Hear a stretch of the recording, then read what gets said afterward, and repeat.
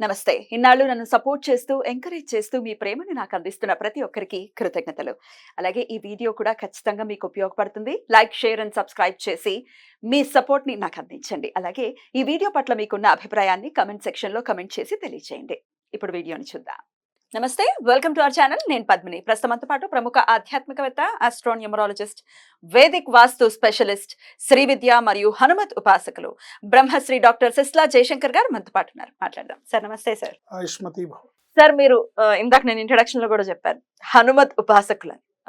హనుమంతుడి గురించి చెప్తూ డెఫినెట్ గా ఆఫ్ ద స్క్రీన్ అయితే చాలా సార్లు నాకైతే తెలుసు, పులకించి చెప్తూ ఉంటారు. చాలా చాలా ఇష్టం ఆబ్వియస్ గా. హనుమంతుడి గురించి ఏదైనా వినాలని ఉంది మీ నుంచి? చాలా ఉన్నాయండి. ఆంజనేయ స్వామి గురించి చెప్పుకోవాలంటే ఎంత చెప్పుకున్నా తనివి తీరదు. ఆయన ఆయన ప్రెజెన్స్ ఇప్పటికీ అనుభవిస్తున్నాం, ఇప్పటికీ ఆ అనుభూతిని పొందుతున్నాము. అది ఈ యుగంలో కూడా ఎస్పెషల్లీ మా కుటుంబంలో, మాది కౌండిన్యస గోత్రం అవటం వల్ల, స్వామిది కౌండిన్యస గోత్రం అవటం వల్ల కౌండిన్యస గోత్రీకుల మీద ఆయనకి స్పెషల్ అనుగ్రహం ఉంటుందనేది ఒక ప్రతీతి. అద్భుతం. అయితే మా మీద కూడా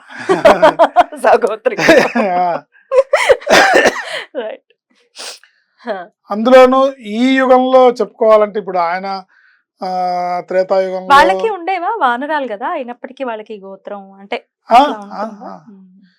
ఏంటి త్రేతాయుగంలో ఆంజనేయ స్వామి చేసిన లీలలు మనం ఎన్నో రామాయణంలో చదువుతుంటాం. ఇవాళకి సుందరాకాండ పారాయణ చేసి ఎంతో మంది వాళ్ళ కష్టాల నుంచి, వాళ్ళ ఈతి బాధల నుంచి వాళ్ళు బయటపడుతున్నారు. జయమంత్రం విశిష్టత అద్భుతం. సో రామ అంటే సుందరాకాండ పారాయణ చేద్దామని బుక్ ఓపెన్ చేసి కూర్చుంటే వచ్చి కూర్చుంటాడు మహానుభావుడు. మీరు తెలుగులో చదవండి, హిందీలో చదవండి, అది రామచరిత్ మానస్ అవనివ్వండి, అది వాల్మీకి రామాయణం అవనివ్వండి, ఏదైనా సరే రామ అంటే స్వామి ప్రెజెన్స్ మనకి ప్రత్యక్షంగా కనబడుతుంది. ఆ యుగంలో ఎన్నున్నా ఈ యుగంలో ఇప్పటికీ ఆయన చిరంజీవి అంటానికి గుర్తుగా ఎన్నో ఉదాహరణలు, ఎన్నో ఆయన ప్రెజెన్స్ ని మనం చూస్తూ ఉంటాం. మరి దేవుళ్ళు లేరు ఒకసారి తీసుకెళ్ళాలి, తీసుకెళ్ళాలి అంటే వాళ్ళకి కనపడ్డుగా వాళ్ళకి ఇవ్వడు ఆయన. లేడు అన్నదానికి నీకేమిటి ఇచ్చేది, నో బిజినెస్ విత్ యు, నేను లేననే అంటాడు ఆయన కూడా. నేను లేను అంటాడు. నీ కర్మ. మా తాతగారికి ప్రత్యక్షంగా ఆయన అనుగ్రహం, ఆయన దర్శనం కలిగింది. సో ఆ వంశంలో పుట్టినందుకు మాకు అనుగ్రహం ఉంటుంది. మా తాతగారు గొప్ప ఉపాసకులు. అక్కడి నుంచే వచ్చిందా పరంపర? హనుమత్ ఉపాస. ఎందుకంటే మా నాన్నగారు నిజామాబాద్ లో సెటిల్ అయ్యారు. మాది విజయవాడ అయినప్పటికీ ఆయన ఉద్యోగరీత్యా నిజామాబాద్ వచ్చి నిజామాబాద్ లో సెటిల్ అయ్యారు. నిజామాబాద్ నుంచి 5 కిలోమీటర్ల దూరంలో బోధన వెళ్ళే దారిలో సారంగపూర్ అని ఒక ఆంజనేయ స్వామి గుడి ఉంది. అంటే అది నిజామాబాద్ టౌన్ కిందే వస్తుంది, కానీ అది టౌన్ అవటం వల్ల 5 కిలోమీటర్లు కూడా ఊరవతల కింద లెక్క అనమాట. సారంగపూర్ అని ఒక గుడి ఉంటుంది. శివాజీ మహారాజు గారి గురువు సమర్థ రామదాస్ గారు కట్టిన గుడి. ఆ సారంగపూర్లో మా తాతగారు మా నాన్నగారి దగ్గరికి వచ్చి ప్రశాంతంగా తపస్సు చేసుకోవడానికి ఆ గుళ్ళో ఉండిపోయేవాళ్ళు అనమాట, తపస్సు చేసుకోవడానికి. సో వారంకోసారి మా నాన్నగారు వెళ్ళి ఆయనకి కావాల్సినవన్నీ ఇచ్చేసి, అంటే ఆయనకు ఒక రూమ్ ఇచ్చారు అక్కడ, ఆయన వండుకొని తింటూ ఆయన జపం చేసుకుంటూ తపస్సు చేసుకునేవాళ్ళు అక్కడ. ఆయన వారంకోసారి మా నాన్నగారు వెళ్ళి ఆయనకు కావాల్సిన అవసరాలన్నీ ఇచ్చేస్తూ ఈ పెద్ద డబ్బా నిండా అటుకులు, చుడువా ఇలాంటివి చేసి, అంటే నిల్వ ఉండే ఆహార పదార్థాలు తినడానికి వీలుగా ఇచ్చి వచ్చేవాళ్ళు. తర్వాత మ్యాక్సిమం ఆయన వండుకోవడానికి ట్రై చేసేవాళ్ళు. ఒక పూట వండుకున్న వాళ్ళు, ఒక పూట నైట్ టైము ఖచ్చితంగా ఆ గుళ్ళో పంతులు గారు, అక్కడ నిజామాబాద్లో సాంప్రదాయం ఏంటంటే మార్వాడీలు ఎక్కువగా ఆంజనేయ స్వామి దర్శనానికి వచ్చి స్వీట్లు నివేదిస్తారు. స్వీట్లు, అరటిపళ్ళు, కొబ్బరికాయలు, కొబ్బరి చిప్పలు ఇవి ఎక్కువగా వస్తాయి. సో ఆ పంతులు గారు రోజు అక్కడ 6 దాటితే నిర్మానుష్యం. అందుకని ఆ పంతులు గారు 6:30, 7 గుడి కట్టేసేవాళ్ళు. ఆయన వెళ్ళేటప్పుడు ఆయన దగ్గర ఉన్న పదార్థాల్లో అవకాశం ఉన్నది ఈయనకి ఇచ్చేసి వెళ్ళేవాడు. ఓ 4 స్వీట్లు, ఓ 4 అరటిపళ్ళు, కొంచెం పాలు, కొబ్బరి చెప్పు ఉంటుంది, అవి ఇచ్చేసి ఈ పూటకు మీరు ఇవి ఆహారం తీసుకోండి అని వెళ్ళిపోయేవాళ్ళు. ఒకరోజు ఈయన జపంలో తపస్సులో డీప్ మెడిటేషన్లో ఈయన ఉన్నారు. ఆయన దగ్గర ఇవ్వటానికి ఏం లేవుట ఆ రోజు. అయ్యో ఆ రోజు ఆయనకి ఏమి రాలేదు, భక్తులు ఏమి ఎవరు లేవు. రాలేవు రాలేదు, ఏమీ లేవు నా దగ్గర, నేనేమి ఇవ్వట్లేదు అని చెప్పడానికి ఆయన తపస్సును ఎందుకు అని చెప్పడం, భగ్నపరచడం ఎందుకని ఆయన నెమ్మదిగా దండం పెట్టి వెళ్ళిపోయాడు. లేవు ఏం చేయను నేను అని వెళ్ళిపోయాడు. ఒక నైట్ ఎంత అయిందో తెలియదు, వాచ్ లేదు మా తాతగారి దగ్గర, ఎంత అయిందో తెలియదు. ఆయన చెప్పి 9, 10 ఎంత అయిందో తెలియదు. ఎప్పుడు స్పృహలోకి వచ్చి కళ్ళు తెరిచి చూసారో తెలియదు. చూసి బాగా ఆకలిస్తుంది, తినటానికి ఏం లేవు. అబ్బా అని ఆయన వెతికి రూమ్ అంతా వెతికి, రూమ్లో ఏమన్నా ఉన్నాయా, అటుకులు చుడువా ఏమన్నా ఉన్నాయా, లేకపోతే ఇప్పుడు ఏమన్నా వండుకుందామంటే ఇప్పుడే వండుకుంటానులే అని రకరకాల భావనలతో బాగా ఆకలిస్తుంది అనే మాట మటుకు ఆయన మనసులో అనుకున్నారు.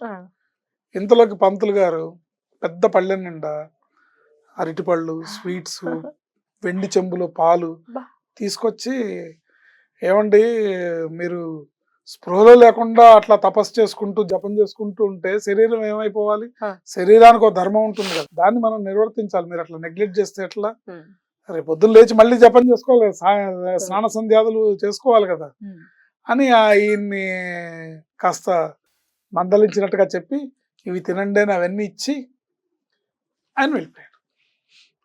మరుసటి రోజు మా తాతగారు సంధ్యావందనం అయిన తర్వాత ఆ పంతులు గారితో, అబ్బా రాత్రి మీరు వచ్చి ఇవ్వకపోతే చాలా ఇబ్బంది పడేవాడిని, బాగా ఆకలేసింది, ఏం కనపడలేదు, మీరు సమయానికి వచ్చి ఇవ్వడం నాకు ప్రాణాన్ని నిలబెట్టింది అంటే, నేను ఎప్పుడు వచ్చాను అన్నాడు.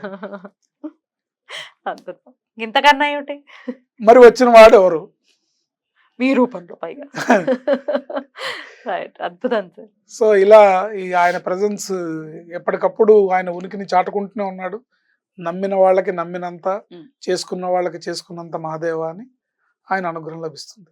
ఇట్లాగే మరొక సంఘటన నన్ను కదిలించేది, శ్రీకూర్మంలో ఇప్పటికీ ప్రత్యక్షంగా జరుగుతుంటుంది. ప్రతి సంవత్సరం వెళ్ళొచ్చు చూడొచ్చు. శ్రీకూర్మం క్షేత్రం నుంచి, శ్రీకూర్మం అంటే విష్ణుమూర్తి కదా, సో ఒక 5 కిలోమీటర్ల దూరంలో ఒక చిన్న ఆంజనేయ స్వామి గుడి ఉంది, చాలా చిన్నది. ఎంత చిన్నదంటే అక్కడికి రోజు ప్రత్యక్షంగా భక్తులు ఎవరు రారు, ఎవరన్నా ఈ విశేషం తెలిసి వెళ్తే తప్ప ఎవరు భక్తులు రారు. ఈ శ్రీకూర్మంలో పనిచేసే పురోహితులే ఒకళ్ళు సైకిల్ మీద బండి మీద వెళ్ళి రోజు ధూపదీప నైవేద్యాలు అక్కడ స్వామికి లోటు చేయకూడదని ఒక పూట వెళ్ళి ధూపదీప నైవేద్యాలు పెట్టి వచ్చేస్తారు. సముద్ర తీరంలో ఉంటుంది ఆ గుడి. ఆ గుడి చిన్న గర్భాలయం, చిన్న మండపం బయటకు వస్తే అక్కడనే ఆ గుడి నుంచి 500 మీటర్లు అంటే 1/2 కిలోమీటర్, 500 మీటర్ల దూరంలో సముద్రం ఉంది. మండపం బయటకు వస్తే సముద్ర ఘోష వినపడుతుంది. మండపంలో కాలు పెడితే ఒకటే అడుగు లోపలికి పెడితే సముద్ర ఘోష వినపడుతుంది, పూరిలాగా. తర్వాత నాకు ప్రతి సంవత్సరం అద్భుతం అనిపించేది ఏంటంటే, అక్కడ ఒక ఉత్సవం చేస్తారు.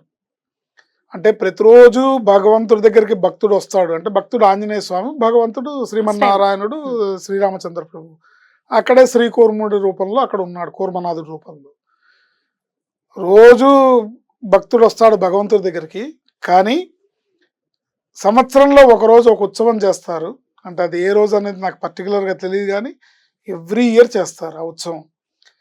ఆ రోజు మటుకు భగవంతుడు ఊరేగింపుగా కదిలి వెళ్ళి భక్తుడి దగ్గరికి వెళ్ళి ఆ రోజల్లా ఆయనతో స్పెండ్ చేసి, ఆయనతో ఆడి పాడి భజనలు, కీర్తనలు, భక్తులు, ఆ ఊరు వాళ్ళందరూ, శ్రీకూర్మనాథుడి గుడి అర్చకులు అందరూ వెళ్తారు. 3 పురోహితులు 3 విగ్రహాలని, సీతారామ లక్ష్మణుల విగ్రహాలను మోసుకొని ఆంజనేయ స్వామి సన్నిధికి ఊరేగింపుగా వెళ్ళి అక్కడ పెద్ద ఉత్సవం చేస్తారు. ఆ రోజుల్లో అక్కడే గడుపుతారు. అక్కడ పెద్ద జాతర, తిరణాల్లా జరుగుతుంది. అంటే మనం తిరణాళ్ళల్లో ఆ ప్లాస్టిక్ వస్తువులు, బూరలు అన్ని ఆడావిడంతా ఉంటుంది. భజనలు, పాటలు, కోలాటలు అంతా ఉంటుంది.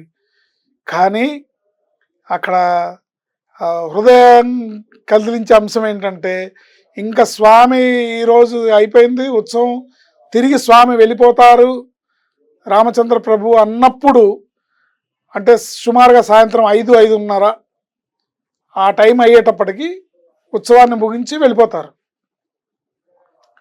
ఆ టైం నుంచి ఇంకా ఆంజనేయ స్వామి విగ్రహం కళ్ళమ్మడ నీళ్లు మొదలవుతాయి, కన్నీరు వస్తుంది. ప్రత్యక్షంగా ఎన్నో లక్షల మంది ప్రతిసారి జరిగే వ్యవహారం ఇది. స్వామి వెళ్ళిపోతున్నారు. స్వామి వెళ్ళిపోతున్నారనే ఆయన హృదయం, ఆయన కన్నులు చెమరుస్తాయి. హృదయ విదారకంగా స్వామి వెళ్ళిపోతున్నావా అని కళ్ళమ్మ నీళ్లు వస్తాయి. విగ్రహం నుంచి చెమటలాగా నీళ్లు వస్తాయి. ఇదంతా జరుగుతుంది. ఇదంతా జరగటం ఒక ఎత్తు అయితే, ప్రత్యక్షంగా భగవంతుడు ఉన్నాడు అనే దానికి ఇంతకంటే నిదర్శనం అక్కర్లేదు. ఎవడికో మనం సమాధానం చెప్పాల్సిన అవసరం లేదు, ఎవడికో వివరించాల్సిన అవసరం లేదు. ఆ సీతారామ లక్ష్మణుల విగ్రహాలు, రాముల వారి విగ్రహాన్ని శ్రీకూర్మం నుంచి ఊరేగింపుగా ఒక్క పంతులు గారు మోసుకొచ్చిన విగ్రహాన్ని వెళ్ళేటప్పుడు ఆ స్వామి బరువెక్కిపోయి 3 మనుషులు మోసుకొని వెళ్ళాలి. ఆయనంత భారంగా వెళ్తారు. ఆయనంత భారంగా వెళ్తారనమాట. ఇది ఈ యుగంలో ఇప్పటికీ జరుగుతున్న నిదర్శనం. వెళ్ళి చూడొచ్చు, కనులారా చూసి ఎవరైనా మార్పును తెచ్చుకోవచ్చు జీవితంలో. తెచ్చుకోవచ్చు. దేవుడు ఉన్నాడా, జన్మ ధన్యం అవుతుంది అలాంటివి చూస్తే. రైట్, అద్భుతం. సో ఇలాంటి ఇది చూసారు మీరు? 100% ప్రత్యక్షంగా చూసాం, ఒకసారి వెళ్ళొచ్చాం. రైట్. అంటే మేము వెళ్ళినప్పుడు అక్కడ అర్చకులు ఈ గాథంతా చెప్తే, సరే ఆ ఉత్సవం ఎప్పుడుందో చెప్పండి అన్నప్పుడు మాకు వాళ్ళు ఇన్ఫార్మ్ చేస్తే వెళ్ళి చూసి వచ్చాం అన్నమాట. సో అట్లా ప్రతి సంవత్సరం జరుగుతుంది ఒక్కరోజు. అద్భుతం. ఆ ఒక్కరోజు రామచంద్ర ప్రభు, ఆంజనేయ స్వామి ఇద్దరు కూడా హృదయ విదారకంగా వాళ్ళు ఒకళ్ళనొకళ్ళు వెళ్ళిపోతూ ఇంకా స్వామి మళ్ళీ సంవత్సరం దాకా రావా, మళ్ళీ సంవత్సరం దాకా కనపడవా అన్నట్టుగా కూతుర్ని అత్తగారింటికి పంపిస్తున్న తండ్రిలాగా, లేకపోతే అత్తగారింటికి వెళ్ళిపోతున్న కూతురులాగా అండి, అంత అద్భుతంగా వాళ్ళు అక్కడ సంఘటన జరుగుతుంది. శ్రీకూర్మం, ఎప్పుడైనా శ్రీకూర్మం వెళ్ళినప్పుడు ఖచ్చితంగా దీని గురించి తెలుసుకొని ఖచ్చితంగా ఆ స్వామి ఆంజనేయుడు దర్శనం కూడా ఖచ్చితంగా చేసుకోవాలని మనవి చేస్తూ చాలా చాలా కృతజ్ఞతలు. ఇది ఆఫ్ స్క్రీన్ నాకు చెప్పారు, కానీ ప్రజలకు కూడా తెలియాలన్న ఉద్దేశంతో అడగడం జరిగింది. చాలా చక్కగా వివరించారు. కృతజ్ఞతలు సార్. నమస్తే. ఆయుష్మతి.